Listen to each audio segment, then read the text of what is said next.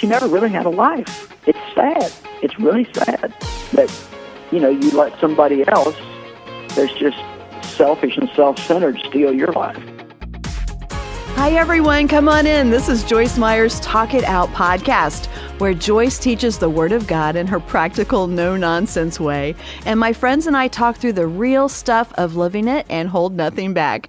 I'm Ginger Stocky with Aaron Cluley and Jay Williams, 3 friends who are all in very different stages of life and know the importance of having honest, loving women around you.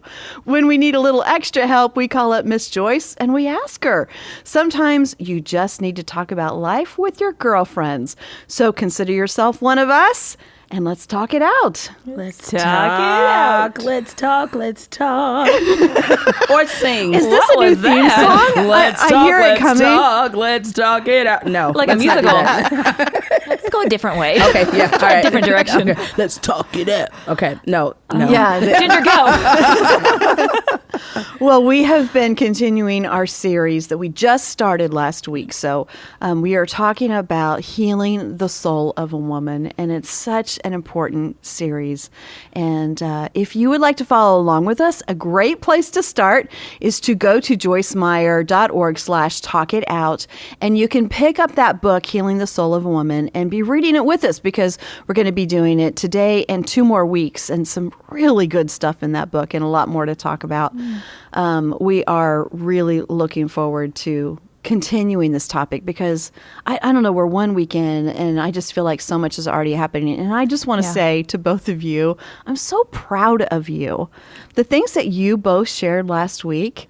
Thank you. We're just, I don't know, they just touched me. I think a lot of other people too. And you were just both really honest and open. And I just appreciate your hearts to do that very much. You. Yeah, thank you. You know what? I feel like the process of healing is actually getting it out, and talking about it. The more you talk about it, the less power you give the enemy, honestly. That is you very just true. really take away That's the so power of the secret. Joyce talks about like how secrets can hold you back and be the most painful thing. Yeah. So the more I talk about it, the more free I get. I also like what you just said, that it's a process of healing, that this is not an overnight thing. And even when we all finish reading this book, it's not like we're done. Yeah. I got my healing, I'm good to go. Yeah. But this is something that we have to continue in as a journey of healing as we go through life. And yes. I remember like a few years ago, I couldn't talk about half the things I talked about last week without even just being emotional. So now I'm at a place now where it's like I can talk about it. I feel freer,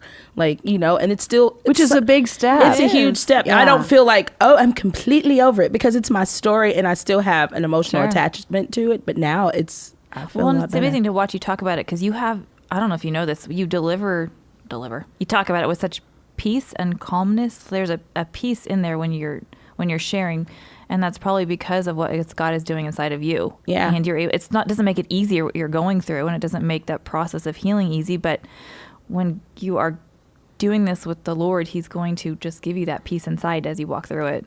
Yeah, it surpasses understanding Yeah, because it I does. don't get it, but I know it's the Lord, but I know it's also, it took a willingness of me to be vulnerable and to talk about it with friends and allow God to heal me. Yeah. And Just like it did Joyce at some point. Yeah. It's that way for everyone. Yeah. And we were talking about the fact that this is a topic that is absolutely applicable to everyone. Yeah, it really because is. we do all have different things in our lives. Yeah. And in the book, there's a list of different things, whether it's any kind of abuse, whether it is losing a loved one, whether it's rejection, whether it's an illness, dealing with cancer, a divorce, being single sometimes, can be hard if that's not what your heart has desired.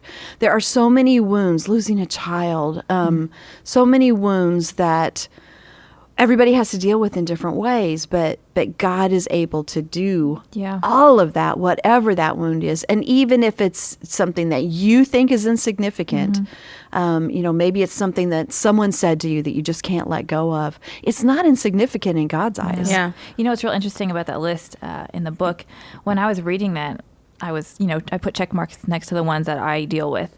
And I thought, there is not a single woman on this planet, women in particular, that doesn't struggle with something on this list. And it gave me such empathy for women in general that if I compare myself to someone or if I judge them too quickly, I need to step back because they have their own list of things that they're checking that they need healing for. And we are all in this together. And it kind of put perspective on it. Yeah. It's not just me battling my own stuff, but we've all got stuff that we need help. We do. We need God's help with. And Erin, you encouraged everyone last week to start really looking deep inside and seeing what those things are that we need to give to God for Him to heal. And that was a place that you said you really needed to start. Yeah, I did. And even in this past week, reading this chapter, what we're going to talk about today on boundaries and putting up walls, again, I think much too highly of myself. I will just admit it to you. I don't have boundaries and walls, but I'm fine. But I do. And I realized some ways that I have put those up in my life and why I do them, why I feel the need to control some situations where it's not necessary and the motives behind that. It's just been really interesting to see what God has revealed to me for things that I just don't think are that big of a deal. Right. So, well, we want to begin today with that, just like Erin said, this chapter that Joyce has in Healing the Soul of the Woman. And she's named it Establish Boundaries, Don't Build Walls, which I think is so good because to really begin this process of healing, we have to start by tearing down the walls of protection that we've built up because they also come between us and God. Yeah. They don't just protect us from other hurts. They come between us and our healing. But when we learn instead to build healthy boundaries that make sense, those aren't walls. Boundaries are not unhealthy walls. Yeah. What do you say we just start right off by calling Joyce? Yeah. And That's a see great what idea. she has to say about boundaries and how she had to tear down her own walls and so many questions I have for her. So let's give her a call right now. Hello? Hey, Joyce. Hey. Hey, how are you today? Oh, well, I'm just excellent. How are you? We are excellent too. hi, Joyce. Hi. Hi. Well, So, what's going on? Well, we are talking about healing the soul of a woman, and we have boundary questions for you. Why do you laugh? Help me, Jesus. Help me, Jesus. Let's do Jesus. I'm just sitting here working on a devotional, and all of a sudden you guys call and say, we have questions for you. We like to keep you on your toes. It's what we're all about. That's right. Well, What can I try to help you with? I love the way that as you were getting into this topic in the book, you asked this question, are you resentful because you feel that people take advantage of you? And I think a lot of our friends who are out there listening right now would say, yeah, I think I do. So how do boundaries help if that's what we're feeling? Well, I think I shared a story in this chapter about how a man that I worked for, was pretty controlling, and I felt like that he controlled me and took advantage of me. And after it was over, I felt that I resented the fact that he did that. But then God really spoke to my heart that he was wrong in what he did, but I was just as wrong because I let him do it. And that was a bit of an eye-opener for me because I think that we always look at what other people are doing wrong and we think, well, you shouldn't do that. But if it's something they're doing to us, we can put up a God-inspired boundary and not let them do it. Mm-hmm. Do you feel like, Joyce, that you allowed him to control you a bit because of wanting to please him, like a people-pleasing motive, or was it fear? I think it was both. I think it was, in some ways, it was a reaction to the way I grew up with my father. The two men had similar personalities, and I also loved and needed and wanted my job, and so I was concerned that if I didn't do what he wanted me to do, that I would lose that job. And some of it was just people-pleasing. I think a lot of times we react to people like that in our lives, and we never stop long enough to even ask ourselves why we're doing it. But most of it is bound up in fear. We're afraid of something. Yeah. That makes sense. I had a similar situation. I had a boss before, not in my current job. I want to make that really clear. Yes, please establish that. I have wonderful bosses now who I love with all my heart. But anyway, I had this boss, and he was raising his voice at me, and I just got to the point where I said, you can't talk to me like that. And it amazed me because he actually stopped. I mean, he didn't raise his voice after that. And it really did help me understand. Now, I know it does not always go that way. Sure. But for me, I realized it seemed like it was his choice. But it was also, like you said, Joyce, partially my choice. Yeah. Because when I said, I'm not going to work this way, then I set a boundary, and he agreed to it, which was wonderful. And to be honest, most bullies really want somebody to stand up to them. They don't respect people who don't stand up to them, and they will keep pushing people around as long as somebody lets them do it. But there's a part of them that's just thinking, I really wish you would stand up to me. And I think any time that you do stand up to someone that has manipulated or controlled you, and I think it's important to bring this point out, you do take a chance on losing something. Yeah, it's risky. Because they may not respond in a good way. But even if you lose something, or even if you lose someone out of your life, there's no friendship or relationship that's worth letting somebody manipulate and control you. We're called to be God pleasers, not to be people pleasers. Yeah. And I also want to say that the longer you let something like this go on, the harder it is to break the pattern. It's very wise to set boundaries in relationships early on. We have a God-given responsibility to stand up to people in a godly way. And sadly, what a lot of people do that are being mistreated, like I'll take my relationship with my dad as an example, because he sexually, mentally, physically abused me, I began to make promises to myself that nobody was ever going to hurt me again.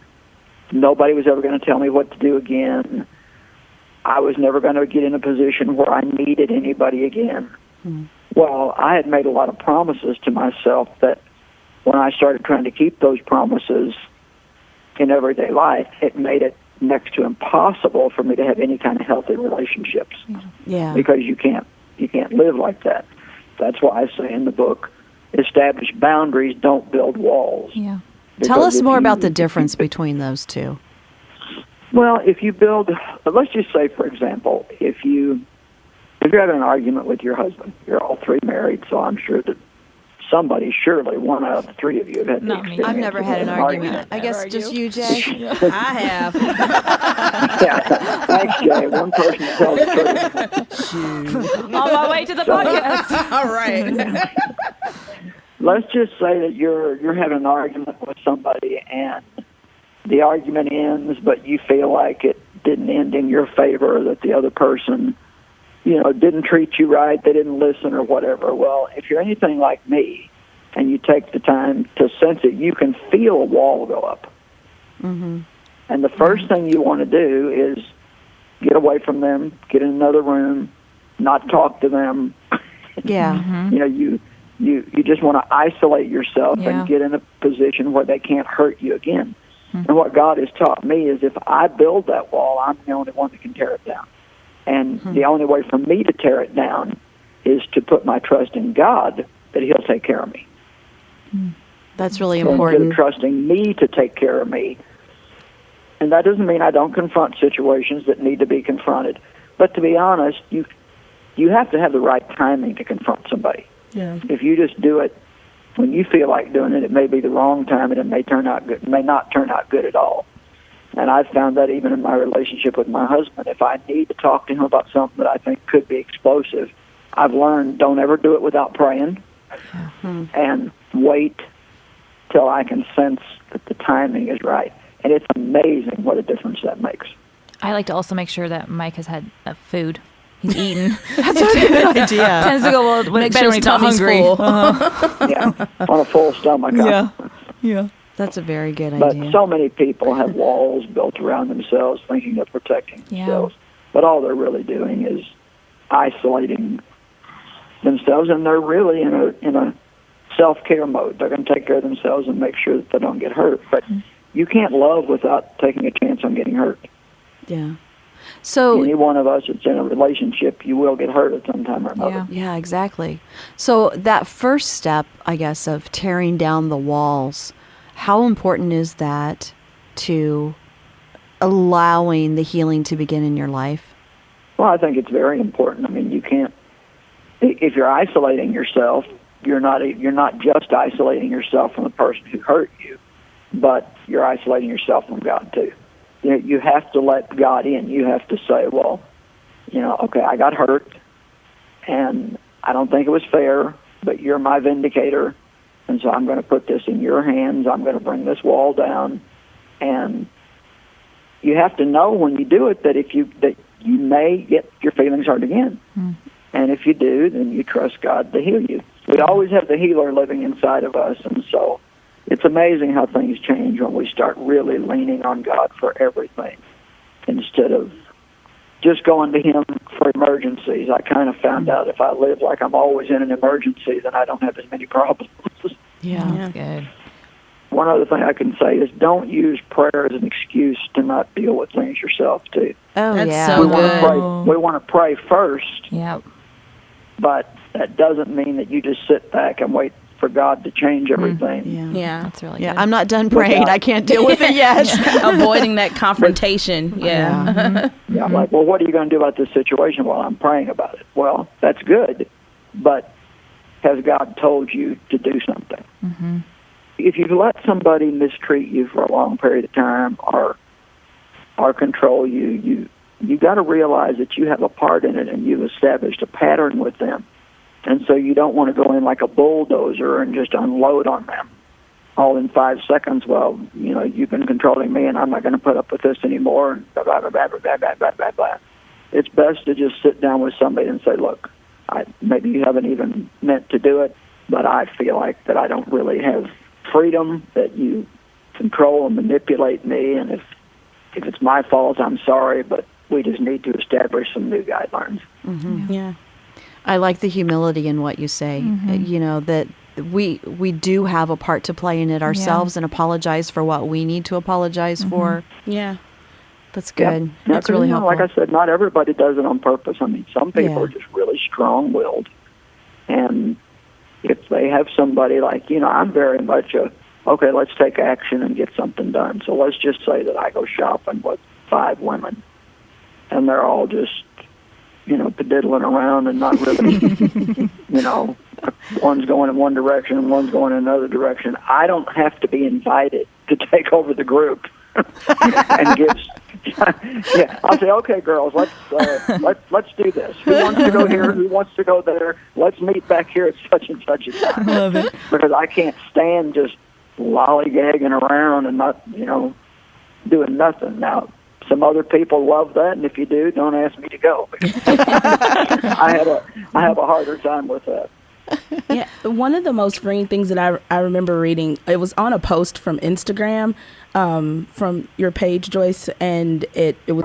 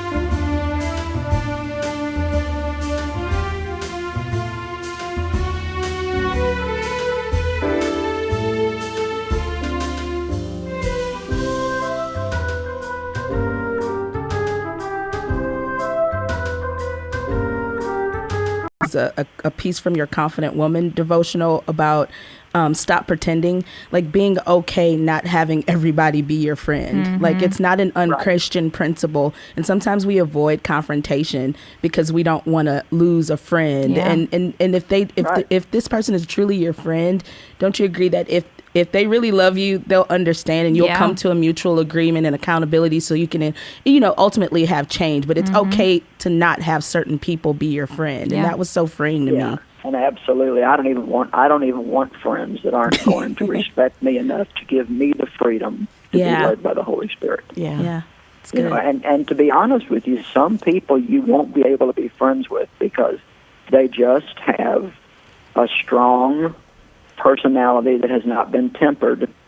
They've not allowed God to temper it and bring it into balance, and they really don't know how to be in relationships without being in control. And you're not helping them or yourself by letting them continue in that way. Like I think about my mom, and boy, she should have confronted my dad. She should have done it for herself. She should have done it for my brother. She should have done it for me. But she didn't because she was afraid. And she ended up she never really had a life. And it's sad. It's really sad that, you let somebody else that's just selfish and self-centered steal your life. So, well, I'm sure you girls have got a lot of other good things to talk about. And so, well, those are great encouragements. Thank you. Really helpful. Thank you. And next time we shop, I'll try to go faster. Ginger's the one slowing you down. Yeah, that's right. I'm going out with you Saturday, so now you got to keep in step. No padiddling around. I will keep it moving. We'll practice. All right. Thank you. Thank you. Love you, girls. Love you. too, Bye. Joyce. So some of the things that she was talking about are just such great practical, biblical answers to a lot of the things that we deal with. A lot of the things that do impact our souls, that do create those wounds, are things that we need to be more forthcoming in addressing ourselves. Sure. But that is not easy. Yeah, it's easier to just put up a wall versus just, addressing the issue, because what if the person doesn't like you, or what if they get angry, or what if, it becomes a little tense in the moment, and nobody really wants to be in that position. But like I was saying earlier, it ultimately brings forth, if that person wants to have a resolution, and even if they don't, sometimes you have to confront people that aren't even Christian. Like if it is a secular job, or someone, someone in your family that's not Christian, but it's okay to, like she said, stand up for yourself and be bold in that moment. And it's not like all Christians do it right either. No. So it's okay if someone's mad at you now and then. It doesn't mean that necessarily. I mean, I'm not talking about doing something that's just out there rude, but sometimes people are not going to like what we do and say. And that's hard. And that's okay. Yeah. Yeah. It's okay. Yeah. One thing that I realized as she was talking just now, and even when I was reading some of this stuff, was how I do that even with my own husband, that I will, if we have a disagreement or something, and obviously I think I'm right, but that's probably not the case, but I can feel, like she says in the book, you can feel yourself put the wall up, and then when it's good for me, then I'll put it back down. And it's like I'm going through a drive-through and I'm pushing my window up and down. Now I'm going to put this up because you made me mad, so I'm not going to let you in. Well, okay, now I'm ready to talk, so I'll put that wall back down. Because I need to order some fries. Yes. Let me go get my French fries and my milkshake, and then we can talk. No, but that's a great example. That's a great visual of how to understand it. Yeah. It is kind of at our own whims sometimes. I need protection. I need something from you. Yeah. I didn't realize how much I would do that, and I mean, I know I needed space, when you disagree with someone, sometimes you just need some space, and that, I mean, that's fine. That's healthy. All right. Yeah.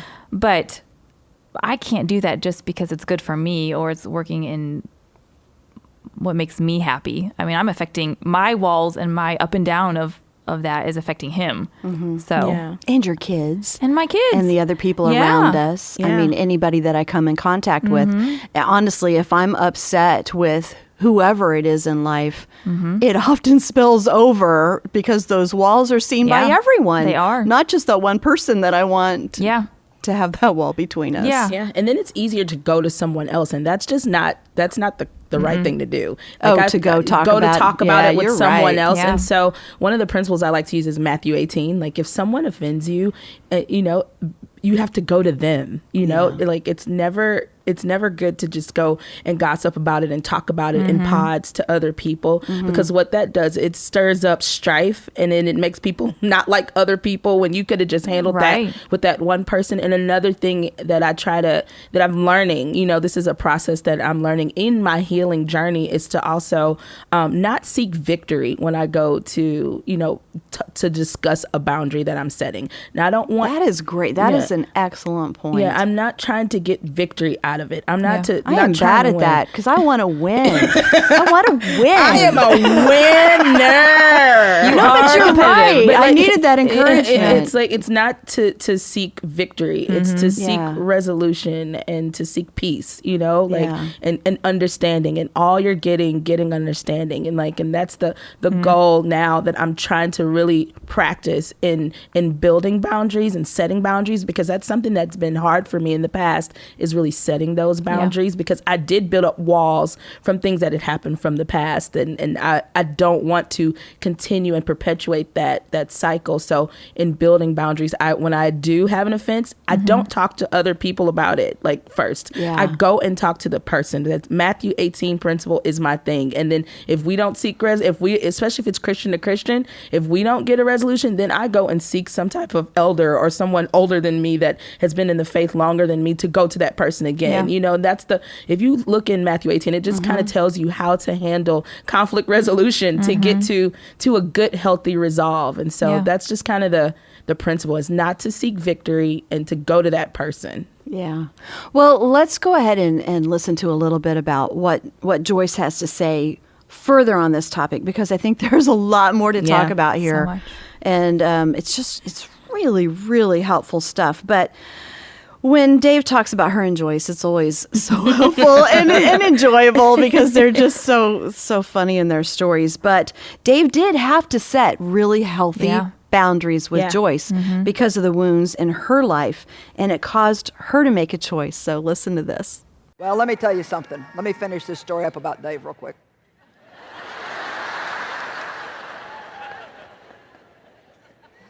You know what? I'd throw my fits. He'd confront me about something. He didn't do it in a mean way.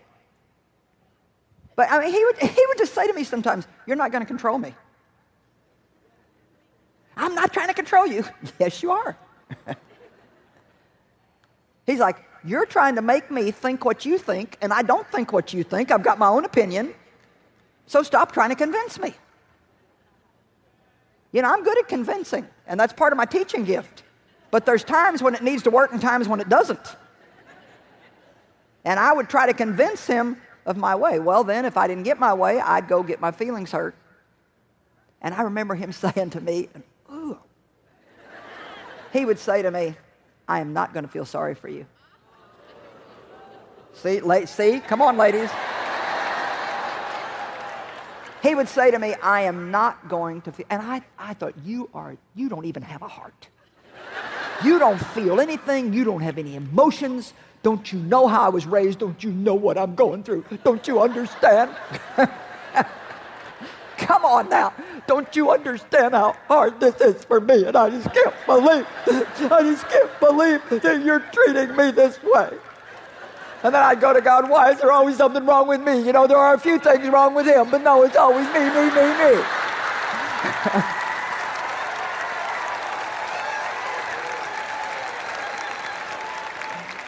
Come on, you know how we are." And he would say to me, "Joyce, I love you, but I am not going to feel sorry for you because it is not going to help you if I do." And then he might leave to go play golf. Actually, that happened real frequently. And I would just be there, just like with my soul and my,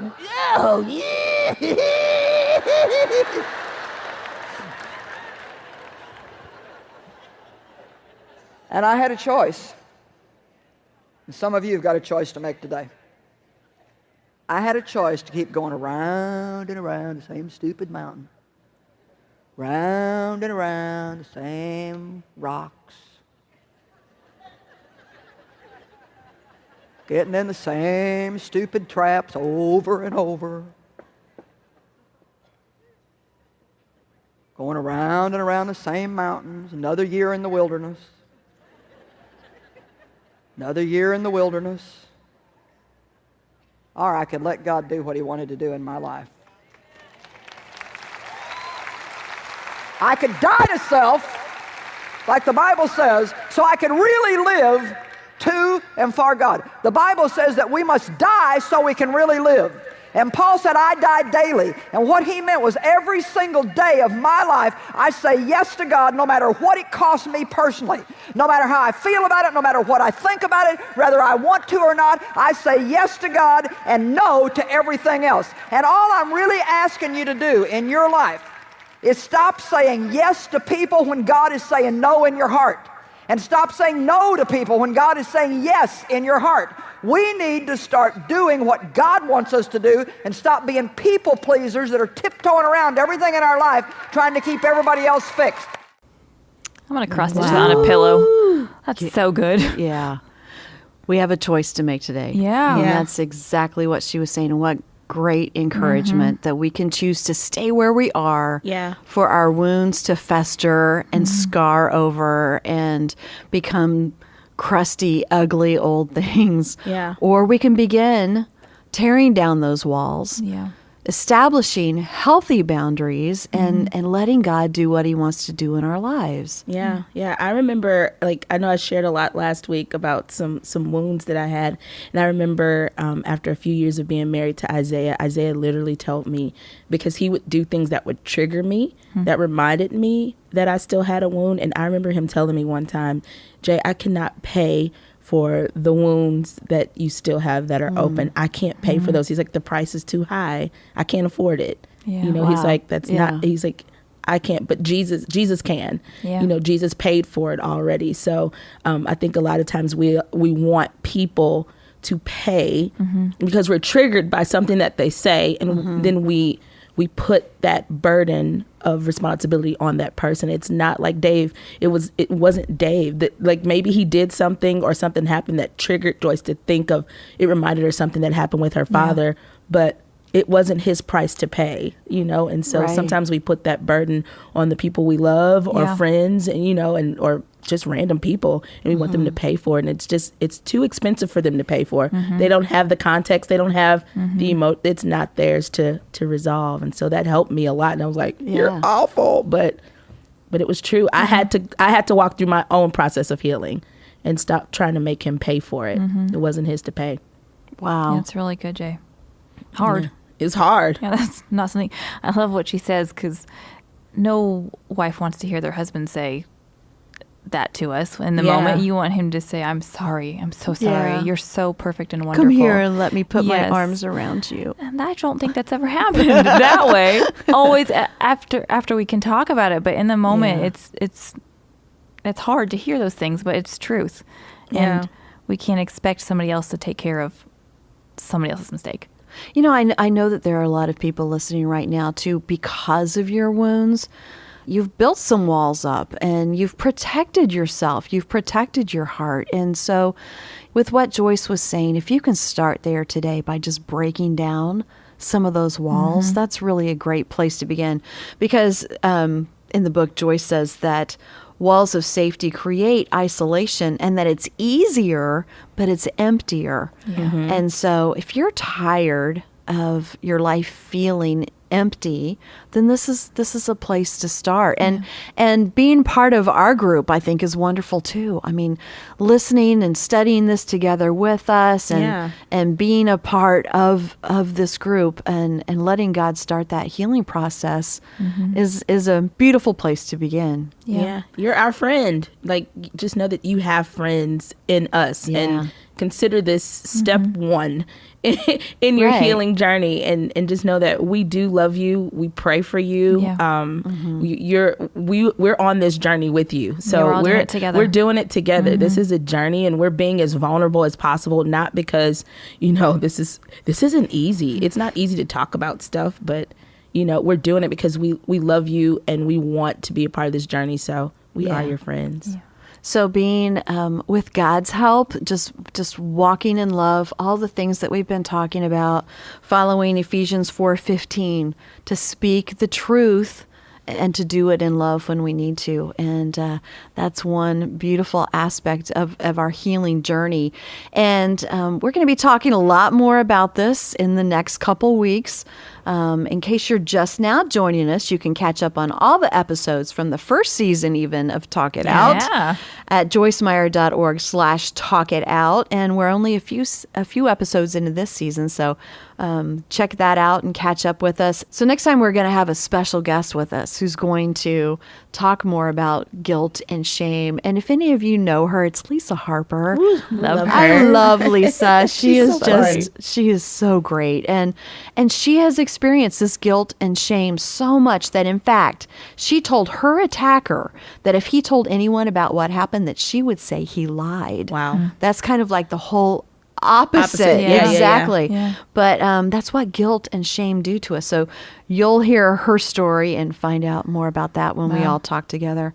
And don't forget, the Healing Soul of the Woman book is what we're talking about, so you can pick up your copy and follow along with us. And don't forget to listen to all of Joyce's podcasts too, because she just has great teaching.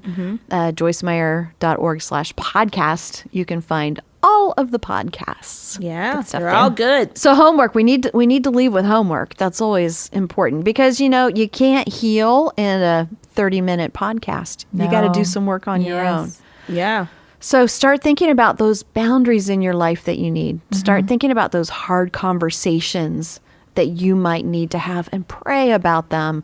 And I believe that this week God is going to show us all some things and open doors for healthy conversations. Yeah. Good. Yeah. And start praying that God begins to prepare their hearts too. As you, even if you practically make a list of some of the people that you need to talk to and just start praying over them and believing the best about the outcome. Don't go in with like, oh, they're going to do this. Cause that's something I used to do. I used to always think ahead and think about the ending. Plan out the whole conversation. Yeah. And I already have my answers just in case, but just give it to the Lord and believe the best that it's going to end and not just not a victory, but resolution. Yeah, I like that. Yeah. And peace. And we're going to be praying with you, ladies. Yeah. Praying for you as you have these conversations and you're preparing these boundaries or you're working through that with God. We are praying with you and standing with you because we're doing it. We're doing it with you. Yeah. Yeah. It's together.